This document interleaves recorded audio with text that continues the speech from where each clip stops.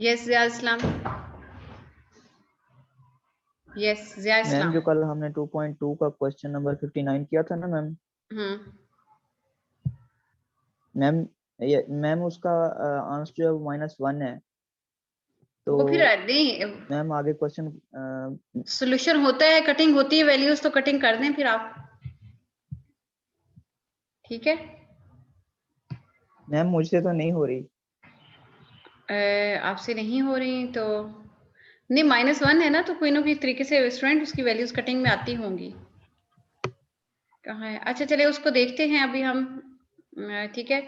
मैं अब उसके बारे में अभी बात ओके करती मैम। हूँ आपके साथ, ठीक है। टाइम एंड पे बचता है तो हम उसको भी देखते हैं। अच्छा जी, यहाँ पे ओके मैम। देखें, वैसे आप जरा देख लीजिएगा, वो -a -b करके कोई ना कोई कैंसिलेशन फिर होती होगी यकीनन, अदरवाइज चलें ठीक है। अच्छा जी, आप जरा देखिएगा, एग्जाम्पल नंबर है 17 है। इसके बाद आ जाते हैं जी, आज हमने आपको डिफरेंट तरह की टाइप्स कराई थी, ठीक है। अब हम करवा रहे हैं कि 2 पॉइंट फार्मूला जो है और उसके ऊपर कैसे आपके पास होगी।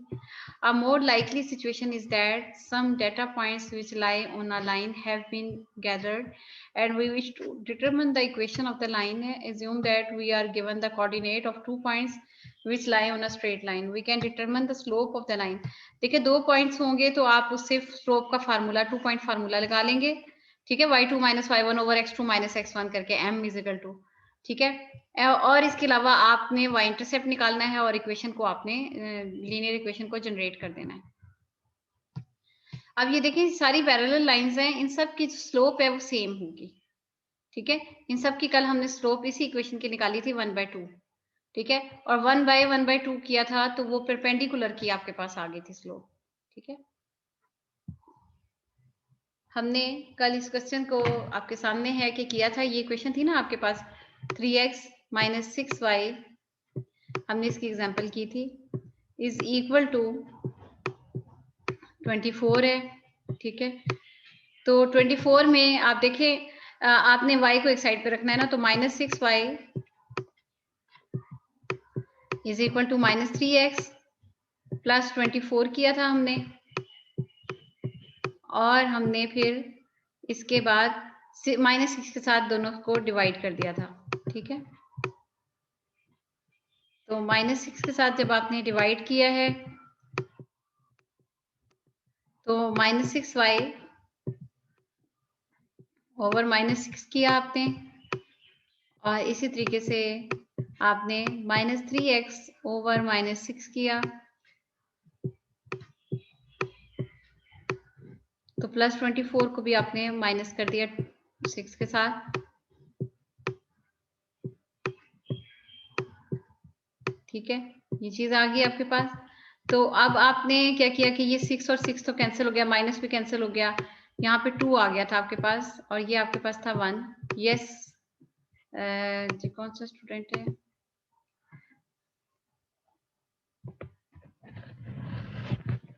जी मलाइका दीदी, आप अगेन ज्वाइन कर लें। अच्छा, तो यहाँ पे आ जाता है y = 1/2x, ठीक है। ये हमारे पास कल इक्वेशन जो मैंने आपको एग्जांपल कराई थी ये वही है, और यहाँ पे देखें 6 1s are 6 और 6 4s are 24, तो ये -4 के साथ आपके पास आ जाता है, ठीक है। तो यहाँ पे आ जाता है आपके पास y = mx + c,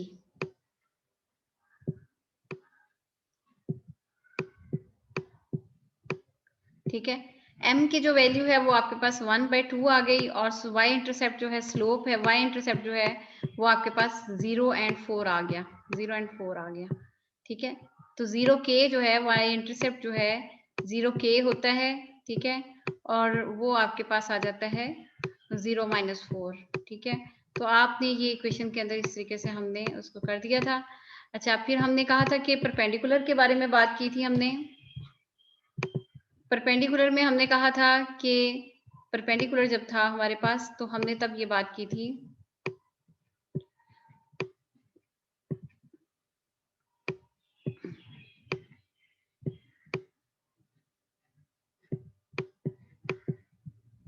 जी, परपेंडिकुलर जब था स्टूडेंट तो हमने ये कहा था कि m1 डॉट m2 = -1,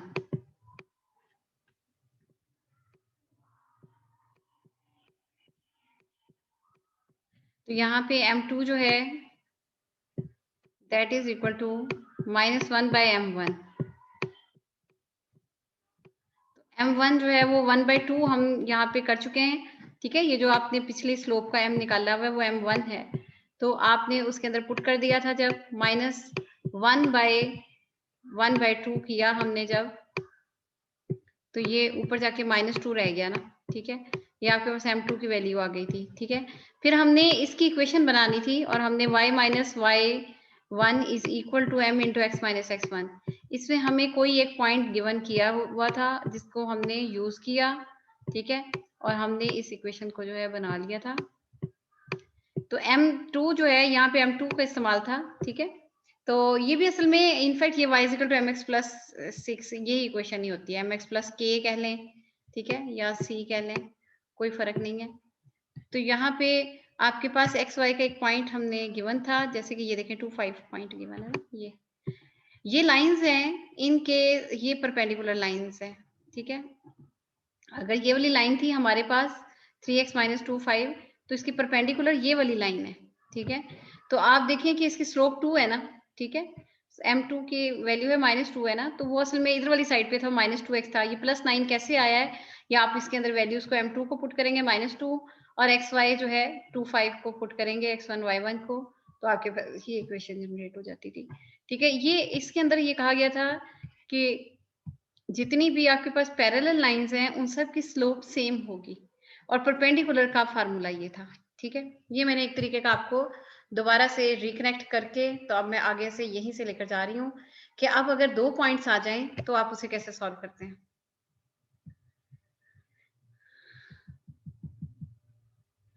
ये देखिए स्टूडेंट, ये वाला जो पॉइंट आ जाता है आपके पास, ये पहला पॉइंट जो है वो आपके पास आ जाता है x1 y1 और दूसरा पॉइंट आ जाता है x2 y2।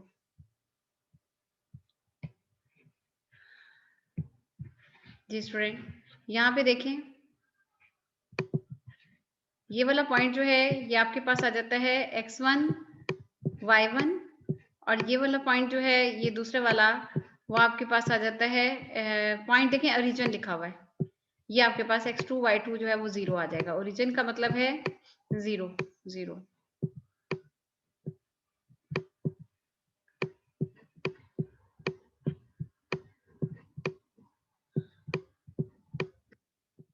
ठीक है, ये यहाँ पे देखें, to determine the equation of the straight line है which passes through the point -4, 2 and the origin, origin है 0 0, ठीक है। यहाँ पे आपने 0,0 लिखा, विच सब्स्टिट्यूट द कोऑर्डिनेट्स, आपने 2 पॉइंट फार्मूला लिखा, आपने वहां से आपने स्लोप निकाली, ठीक है। आपने अभी डिटरमाइन द इक्वेशन करनी है, equation of the straight line आपने ये चीज निकालनी है, ठीक है। तो उसके लिए आपके पास फार्मूला था y2 - y1 over x2 - x1,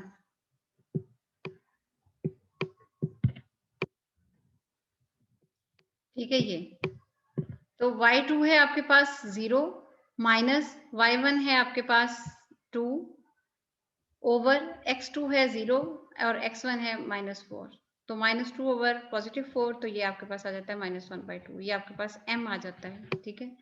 अब आपने निकालना है k, y इंटरसेप्ट निकालना है, तो उसके लिए आपने पहले, बल्कि उसकी जरूरत नहीं पड़ रही क्योंकि उसने जो पहला पॉइंट होगा ना वो आप उसके अंदर लिखेंगे, y - y1 is equal to m into, इसको हम दूसरे वे से भी, अगर आप k वाले तरीके से भी निकालेंगे तब भी क्वेश्चन ठीक है, x - x1, ठीक है। तो आप देखिए x1 y1 -4 2 है, तो x1 की जगह पे -4 है और y1 की जगह पे 2 है, ठीक है। तो y - 2 is equal to m की वैल्यू आपने लिखी -1/2 इंटू x - 4, फिर आपने सारी वैल्यूज उधर ले गए, आप -2 को उधर ले गए तो +2 हो गया, तो वो -2 + 2 कैंसिल हो गया, तो y is equal to -1/2x आ गई, ठीक है। ठीक है स्टूडेंट, ये आपके पास इक्वेशन स्लोप इंटरसेप्ट फॉर्म कैसे जनरेट होती है, ठीक है। यहाँ पे देखिए -1/2 को आपने पहले इससे मल्टीप्लाई किया तो ये -1/2x आ गया, फिर -1/2 को -4 से मल्टीप्लाई किया तो अब 3 टाइम्स माइनस है तो माइनस आ जाएगा, 4 और 2 कैंसिल होके तो 2 आ जाएगा, और यहाँ पे आपके पास रह जाएगा -2 राइट साइड पे जब जाता है ना, y इज इक्वल टू ये वाला -2 राइट साइड पे चला जाएगा, यानी -1/2x आ गया। और यहाँ पे आपके पास है -2 है, और लेफ्ट साइड वाला जो -2 है वो इधर आके +2 हो गया है। तो इसका मतलब है कि जो आपके पास y इंटरसेप्ट था वो 0 हो गया है, ठीक है। तो इसलिए -1/2 ये आपके पास इक्वेशन रहेगी कि जब आपके पास 2 पॉइंट्स हों तो आपने तब कैसे स्लोप इक्वेशन बनानी है।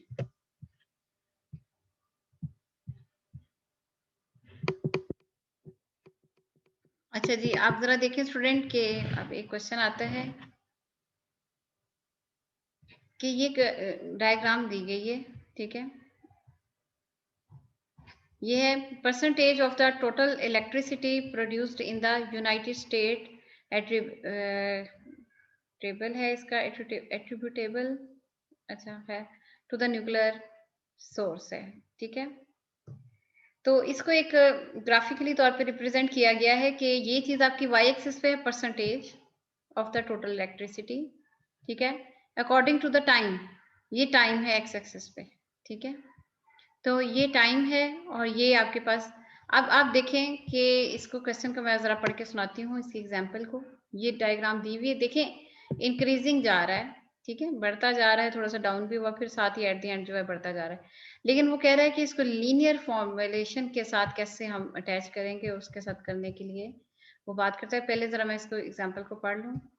न्यूक्लियर पावर यूटिलाइजेशन है, मोटिवेटिंग सिनेरियो है, फिगर है आपके पास ये ऊपर वाली 2.12, illustrate the sample data gathered by the north American electricity council, ठीक है।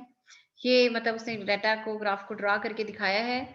The graph illustrate the percentage of total electricity produced in the United States and generated by the nuclear power sources.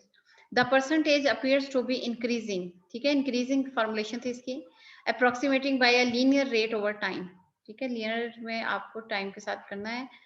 The percentage को time के respect चलते हुए linear show करना है, linear relationship. The council wants to determine the linear equation which approximates the relationship between the percentage of the electricity generated by nuclear source P and time T, ठीक है।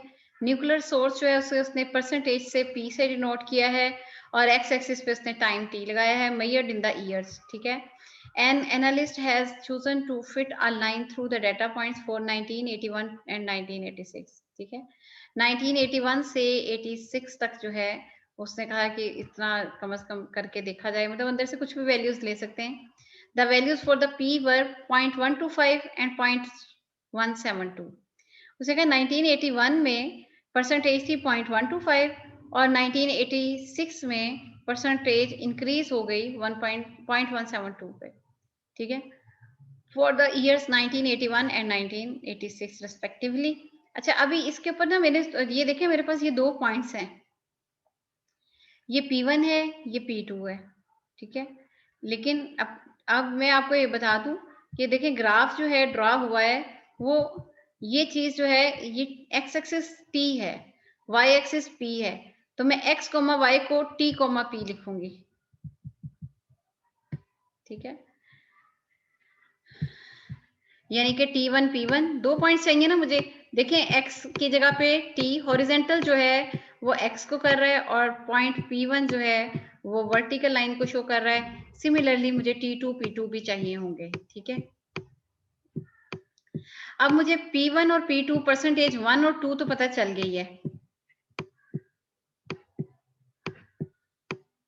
और percentage 1 और 2 comma लगा के यहाँ पे मैं परसेंटेज 1 लिखती हूँ और सिमिलरली मुझे यहाँ पे परसेंटेज, और वो कहाँ से मुझे पता चली है, वो ये है पॉइंट्स 1981 1986 का जो परसेंटेज है 0.124 और 0.172, 0.124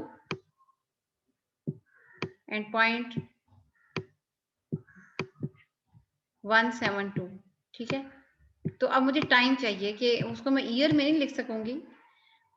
In determining the estimating equation, let t equal the years measured in 1980 को कह रहा है कि वो टाइम 0 था, इनिशियल टाइम था, अच्छा, और corresponding to 1980 and t is equal to 1 corresponds to 1981। इसका मतलब 1981 पे जो t है वो मेरे पास क्या है, 1 है, ठीक है। इसका मतलब है t1 जो है, ये यहाँ पे बात हम 1981 की कर रहे हैं, ठीक है, 1981 पहला पॉइंट जनरेट होगा और दूसरा 86 पर जनरेट हो रहा है पॉइंट, ठीक है।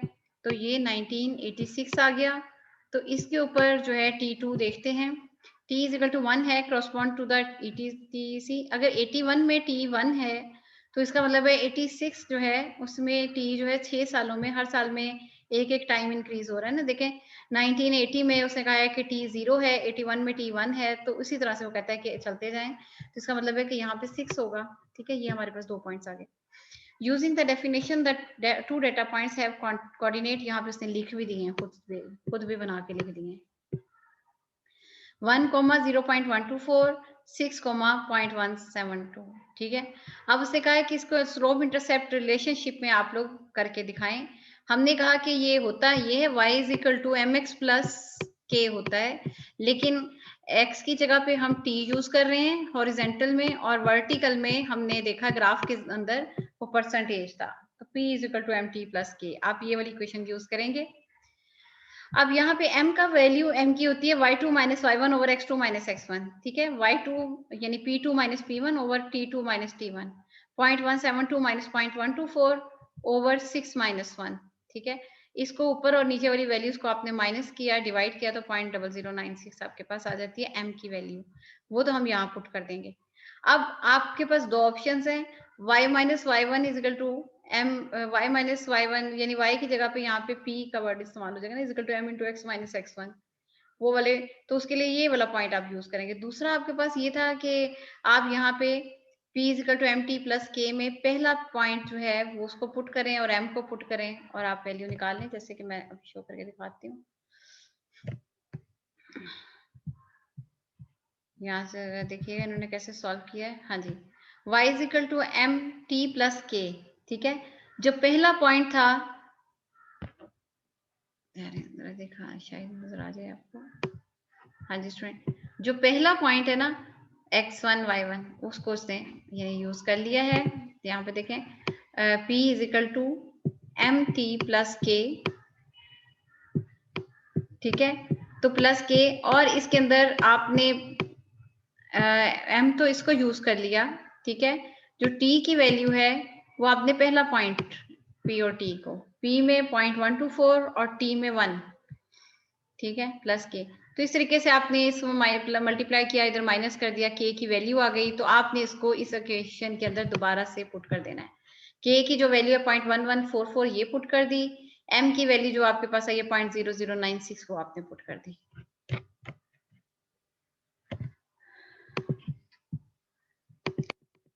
यहाँ से दोबारा से देखिएगा, हाँ जी, ये आपके पास एक इक्वेशन बन जाती है। Therefore the slope intercept form जो है वो ये आपके पास जनरेट हो जाती है, ठीक है। इसकी फार्मूलेशन होगी।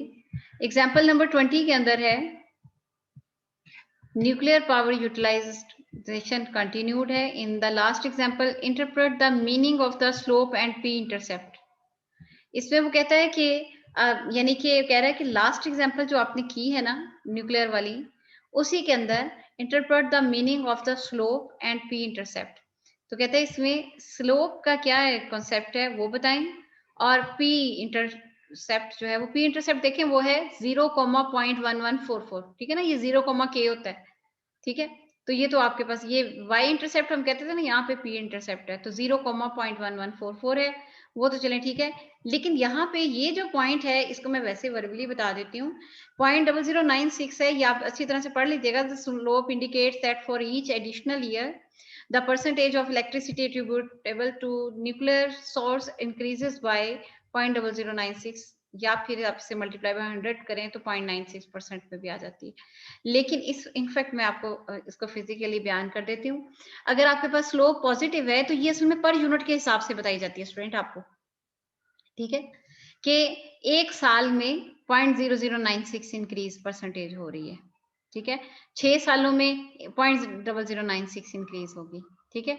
आपने पर को हिसाब, पर ईयर के हिसाब से ये बताया गया। जैसे कि फॉर एग्जांपल अगर देखें, जैसे मैंने कोई चीज बनानी है, मैंने उसके अंदर कोई जैसे लाइक जो है कोई क्या कहते हैं कोई प्रोडक्ट मेक करनी है, ठीक है। उस प्रोडक्ट की मेकिंग में मेरे पास चीज का मटेरियल जो है वो मैंने कह दिया जी 0.0096 इस्तेमाल हो रहा है, वो मैंने पर का बताया है। अगर वो मुझे कह देते हैं 100 प्रोडक्ट्स बनाए तो मैं मल्टीप्लाई बाय 100 कर दूंगी कि 100 टाइम मुझे ये चीज चाहिए, ठीक है।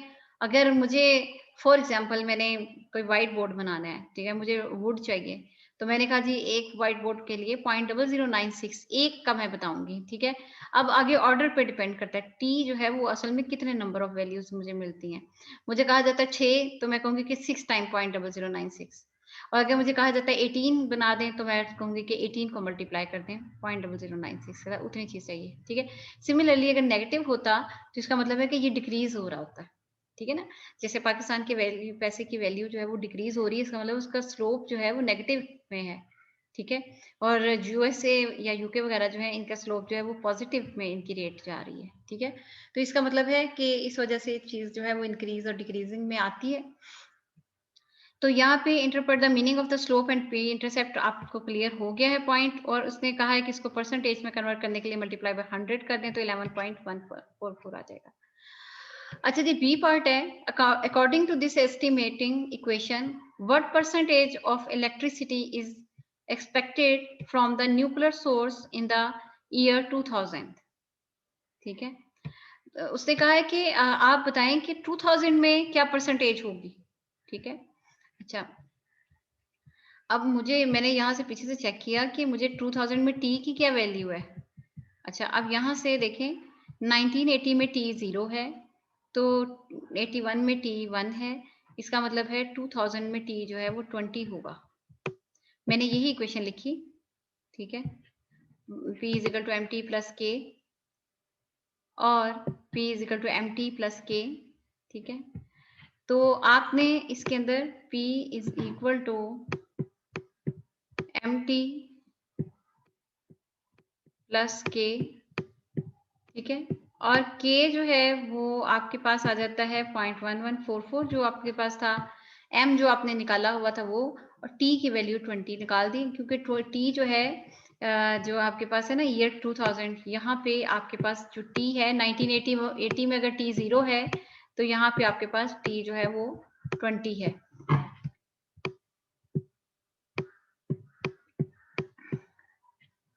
ठीक है। अच्छा, यहाँ पे t 20 है, तो आपने इसको पुट किया और इस तरह से मल्टीप्लाई और प्लस करने से आपने बता दिया कि 2000 में आपके पास जो परसेंटेज है वो 0.3064, ठीक है। मतलब यानी ये चीज ऐसे है कि आज से 20 साल के बाद, यानी कि 1980 में है अगर, तो वो कह रहा है कि आज से 20 साल के बाद हमारी परसेंटेज कितनी होगी, तो वो बता दिया कि 0.30 होगी, यानी 30% होगी। मल्टीप्लाई बाय 100 कर दें तो 30% होगी, ठीक है। हम अक्सर एस्टिमेशन लगाते हैं ना, तो इसी तरीके से the estimating equation predicts that 30.64% will be attributable to nuclear sources in the year 2000, ठीक है।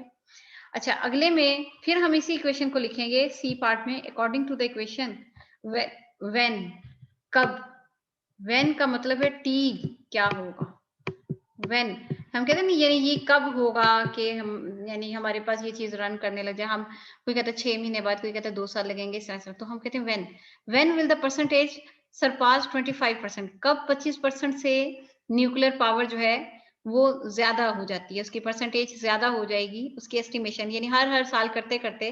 तो उसने कहा कि जब 25% से मुझे ऊपर चाहिए तो कौन सा साल होगा, व्हेन होगा।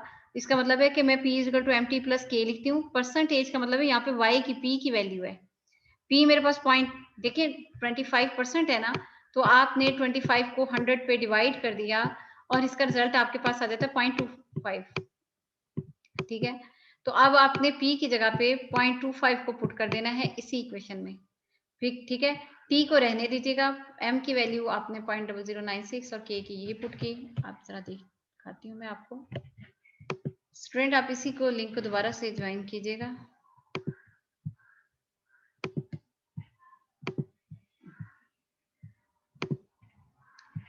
अच्छा, जी मैं आपको ये चीज बता रही थी, इसी लिंक को अगेन ज्वाइन कीजिएगा स्टूडेंट, क्योंकि आपको जो है अच्छा जी यहाँ से देखिएगा P इज इक्वल टू 0.25 है, तो 0.25 इज इक्वल टू ये वही चीज आ गई एम टी प्लस के, और यहाँ पे आपने टी की वैल्यू निकाली, मतलब 0.25 से माइनस किया 0.114 को ये आ गया, और फिर 0.0096 के साथ आपने डिवाइड किया, तो आपने कहा 14.125, टी 14.125, ठीक है, यानी ये 14.125, तो हमने ये कहा था कि 1980 में टी जो है वो 0 है या 81 में टी 1 है, ठीक है, तो इसका मतलब है कि t इज इक्वल टू 14 जब होगा तो वो आप उसके ईयर्स बढ़ा दें, 14 ईयर्स बढ़ा दें ना, 1994 हो गया, ठीक है, लेकिन ये काम है 1994 हो गया, लेकिन ये 0.12 कुछ महीने ज्यादा हैं, तो इसका मतलब है t इज इक्वल टू 15 पे तकरीबन ये जा रहा है, यानी कि इसका मतलब है कि 1994 से ऊपर चला जाएगा, यानी 1995 के अंदर ये काम होगा कि हमारे पास परसेंटेज जो है वो 25% हो जाएगी। When t is equal to 14.125 है, the percentage will be equal to 0.25, therefore the percentage will be surpass 25% से ऊपर जब हो जाएगी sometime during the 15th year, ठीक है, 1995 तक, ठीक है, 14 के बाद वाला साल है ना, 0.12 है, तो इसका मतलब है 1994 से अगला साल है, उसका चाहे दूसरा तीसरा महीना हो ड्यूरिंग द, ठीक है, ड्यूरिंग 95 है, ठीक है, एग्जैक्टली नहीं है। जी स्टूडेंट, कौन सा स्टूडेंट क्वेश्चन कर रहा है, एक minute,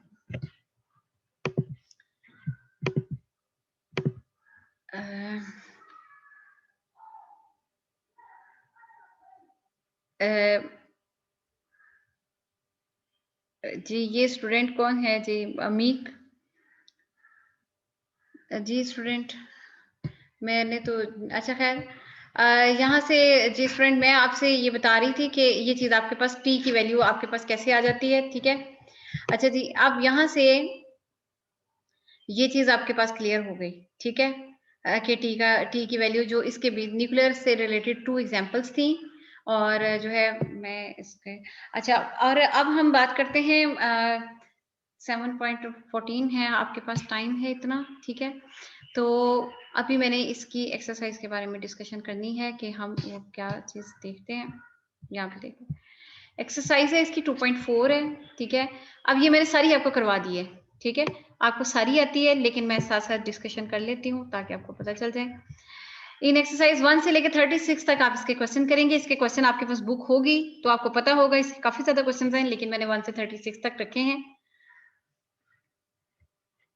determine the slope intercept form of the linear equation है, गिवन द लिस्टेड एट्रीब्यूट्स है, स्लोप अगर -2 है तो इंटरसेप्ट y इंटरसेप्ट जो है वो क्या है, 0 10, ठीक है स्टूडेंट, तो यहाँ पे देखें कि अगर आपके पास m जो है वो है ये -2 है और ये आपके पास है k, तो आपने इसको उसी तरह से लिखना है y is equal to mx plus k, ठीक है, किसी में अभी देखिए मैंने असाइनमेंट भी आपको देनी है, सारी इस चैप्टर को देना है मैंने आपको असाइनमेंट में, और 1 वीक का टाइम दूंगी ताकि आपके नोट्स तैयार हो जाएं, ठीक है, और ये मिड से पहले मेरी लास्ट एक्टिविटी होगी, अदरवाइज ये और काम करवाना होगा तो करवाऊंगी, जरूर करवाऊंगी, लेकिन मैंने 2 असाइनमेंट्स और 2 क्विजेस तो कम से कम लेने थे आपके। अच्छा जी स्टूडेंट, ये आपने यहाँ पे देखिए क्वेश्चन नंबर 1 2 3 4 5, ठीक है, अनडिफाइंड स्लोप वाले क्वेश्चंस को छोड़ दीजिएगा, इस क्वेश्चन को ना कीजिएगा, ठीक है, ये है, और अनस्लोप ये 17 है, ठीक है ना, इनको छोड़ दें। अच्छा, अब यहाँ पे देखिए स्टूडेंट, ये सारे जो क्वेश्चन हैं ये आपके पास इस फार्मूले से हो जाते हैं, ठीक है, के की जगह ये पुट कर दिया जाए। अब 7 से लेके 16 तक देखें, स्लोप गिवन है लेकिन पॉइंट दिया गया है, ठीक है, ये के नहीं है, के इसलिए नहीं है क्योंकि 0 होता है के के साथ, ठीक है, ये एक्स वाई है, ठीक है, तो आप इसके अंदर एक्स वाई वाले पॉइंट, या तो ये वाली चीज आप कह सकते हैं कि y minus y one is equal to m into x minus x one, इस तरह करके आप उसको इक्वेशन को बना दें, ठीक है, लेकिन अगर कोई स्टूडेंट कहता है नहीं भी मैं एक्स वाई का इसी पॉइंट्स को जो है एक्स वाई पे बनाऊंगा, लेकिन अगर कोई स्टूडेंट कहता है मैंने इस तरह नहीं बनाना, मतलब इस तरह भी कर सकते हैं ना कि इसी के अंदर जो है वो एक्स वाई को पुट करे, ठीक है, इसी के अंदर, ठीक है, वहां से वो के निकाल लेगा, ठीक है, फिर के को निकालने के बाद वो फिर वापस इसी में पुट कर दे, इस इक्वेशन में, ठीक है, यानी एक्स वाई की जगह पे ये पुट कर दे। दूसरा वे ये वाला है कि इसको x1 y1 के हैं और ये स्लोप है m, इसके जरिए आप सॉल्व कर दें, इसमें के निकालने की जरूरत नहीं पड़ती, ठीक है। अच्छा जी, ये वाले सारे क्वेश्चंस आपके इसी तरीके से हो जाएंगे। अच्छा, अब ये जो इस तरह के अननोन है w p k q, इसको आप ऐसे ही लिखा रहने दें, उसको सोल्यूशन करने की जरूरत नहीं है। देखिए 4 - 3 है, उसको तो मैं कैंसिल कर दूंगी। अगर a - b है, p - q है, तो वो तो अननोन नंबर्स है, उनको ऐसे ही रहने दें, लेकिन उसका स्टाइल नजर आना चाहिए आपका। ठीक है, अच्छा जी, अब देखें अगले क्वेश्चंस की तरफ आते हैं।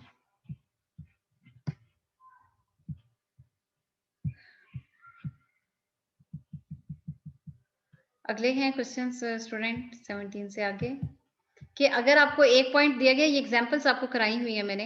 अच्छा 17 के बाद है 18। अगर आपके पास ये भी वही पॉइंट ही है, ठीक है, 17 18 मेरा ख्याल है काफी ज्यादा। अगर 2 पॉइंट्स वाला क्वेश्चन कहाँ पे है, ये 21 से, ठीक है, स्लोप अनडिफाइंड वाले क्वेश्चन छोड़ दें। अच्छा 20 क्वेश्चन पे आप देखें स्टूडेंट, तो इसमें क्या है 21 से, सॉरी, ठीक है, स्लोप अनडिफाइंड छोड़ दीजिएगा।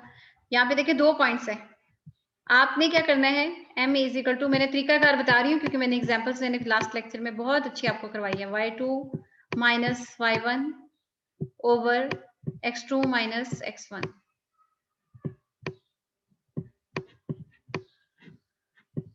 ठीक है, तो ये x1 y1 है, ये x2 y2 है, m निकालेंगे आप। तो फिर आप बाद में y is equal to mx plus k करके आप पुट कर दें, चाहे वैल्यूज, या y - y1 करके पुट कर दें, आपकी मर्जी है। y1 is equal to m की तो यही वैल्यू होगी आपके पास, और ब्रैकेट में आपने x - x1, ये x1 और y1 जो है ना, ये पहला पॉइंट होगा आपका, ठीक है ना, ये वाला होगा x1 y1, ठीक है, ये पुट करेंगे और m आपको यहाँ से निकल के मिल जाएगा, और फिर आप इसे y = mx प्लस k की फॉर्म में कन्वर्ट कर देंगे। ठीक है, ये तो 30 तक हो जाते हैं क्वेश्चन इसी तरीके से। 31 passes through the point this is and is parallel to this equation। आपको पता है कि जो इसकी इक्वेशन आप बनाएंगे ना, स्लोप वो होगी ना 3, और फिर आप -4 से डिवाइड करके जो स्लोप इसकी बनेगी वही पैरेलल लाइन की होगी, ये वाला पॉइंट होगा। तो बस आप उसको इस तरह से परपेंडिकुलर, अच्छा जी, पैरेलल लाइंस है, ये भी इस तरह से हो गया। परपेंडिकुलर का आपको पता है m1 dot m2 is equal to -1 over m1, यानी यहाँ से जो स्लोप निकलेगी वो m1 होगी, उसे आप इसमें पुट करेंगे तो वो परपेंडिकुलर की स्लोप बन जाएगी। तो आपके पास ये x और y का पॉइंट होगा, इस तरह से आप पुट कर देंगे। ये वाला जो क्वेश्चन नंबर 33 है इसे छोड़ दें, और 36 को भी छोड़ दें, ठीक है। ये is equal to x is equal to 7 y is equal to, equation कोई प्रॉपर वे में नहीं है, कांस्टेंट स्टाइल में है, उसको छोड़ दें आप, ठीक है। चलिए जी, ये स्टूडेंट हो गया आपका काम, एंड होगा। अब हम लास्ट एक्सरसाइज जो है वो इस अपने नेक्स्ट में इसी को कनेक्शन करना है, उसमें 3 कोऑर्डिनेट सिस्टम के बारे में हम बात करेंगे, जो मैं असाइनमेंट आपकी अपलोड करूंगी। उसके अंदर तमाम एक्सरसाइजेस के क्वेश्चंस होंगे, जितने जितने मैंने करवाए हैं, वैसे तो काफी ज्यादा है, लेकिन जो जो मैंने सेक्शंस जितने जितने कराए हैं वो आप करेंगे, आपके नोट्स भी तैयार हो जाएंगे और आपके मिड के पेपर की तैयारी भी हो जाएगी, ठीक है। तो अगर अभी टाइम बचता है तो मैं एक स्टूडेंट का जो क्वेश्चन था वो भी करा देती हूँ। ये तो आपकी एक्सरसाइज, मतलब ये 37 से आगे बड़े ज्यादा क्वेश्चंस हैं, मैंने 36 तक इस एक्सरसाइज के क्वेश्चंस दिए हैं आपको। अच्छा, और लेक्चर नंबर 5 तक मैंने आपको एक्सरसाइजेस कराई हुई है मेरा ख्याल है, और 6 लेक्चर से शायद आप देख लीजिएगा वैसे रिकॉर्डिंग्स में, लेकिन वहां से आपके पास चैप्टर नंबर 2 की एक्सरसाइजेस का स्टार्ट हो जाता है। अच्छा जी, अब बात करते हैं जी स्टूडेंट, आप किसी स्टूडेंट ने बात की थी मेरे से लास्ट लेक्चर के बारे में जी, लेक्चर नंबर 9 है, 2.2 था शायद, एक्सरसाइज शायद स्टार्ट में ही है जी। स्टूडेंट कौन सी एक्सरसाइज का आप कह रहे थे, कौन सा लेक्चर था हमारा मैम? 2.2 2.2 मैम, ये लेक्चर नंबर 8 था, 2 पॉइंट लेक्चर नंबर 7 है 2.2 जी। आगे अगला इसका क्वेश्चन स्टूडेंट कौन से वाला लेक्चर था ये मैम? 59 क्वेश्चन इसका। नहीं, इसका क्वेश्चन 59 तो नहीं ना, यहाँ तो 36 तक है ना एक्सरसाइज।